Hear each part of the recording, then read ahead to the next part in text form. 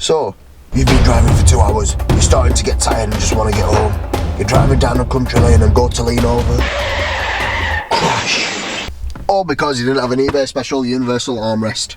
Well, that was a bit dramatic. Hey, what's going on guys? Welcome back to another video.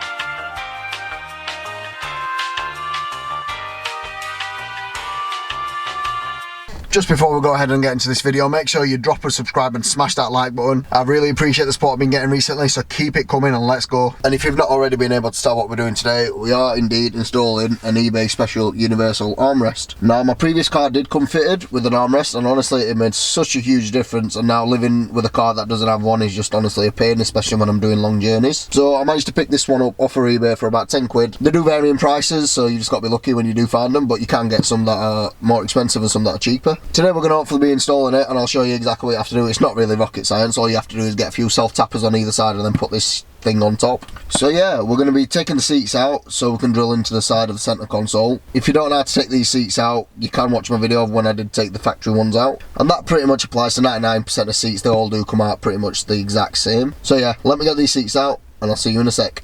So now that we've got the seats out, we're going to go ahead and install these brackets onto the actual armrest itself. So now that one of the adapters that connects the armrest to the plate is on, you're going to go ahead and put the other one on. And now this varies per car. You can adjust obviously the height and where you want it to go, and up here you can slide if you want it more forward or back. So I'm just going to have a little play about with this and then see how it fits with my car. So now that both brackets are on, you just kind of play about with whereabouts you want it to sit. I kind of like the way it sits like this, so I'm going to mark up the holes and then put some self-tappers, and hopefully that should be it. So that is pretty much it. I put a couple of self-tappers down here, and it's not really the securest of things, but I think that's because this is a bit rattly as well. But it did go on, so we're going to get the seats back in and see if I've managed to make it fit correctly, if that makes sense. So let's have a look. And that is pretty much installed, guys. It does fit absolutely beautifully. I did manage to get it right first time, which is a bit of a shock, but I definitely do not miss having one of these. Oh my god, it is so much more comfortable to drive when you just got an arm here on the motorway, having a cruise, whatever you're doing. It's just so much more nicer to be able to have some support. And to say this was from eBay, it is actually definitely worth the money. It was quite easy to install. I mean, I didn't have any struggle doing anything. I think hardest part was getting these bloody seats out, but they are in and I'm really happy with the result. If you did enjoy the video, as always, drop a like and a subscribe. Thank you very much for all the support I've been getting recently. It really does mean a lot to me, and I'll see you guys in the next video. Peace.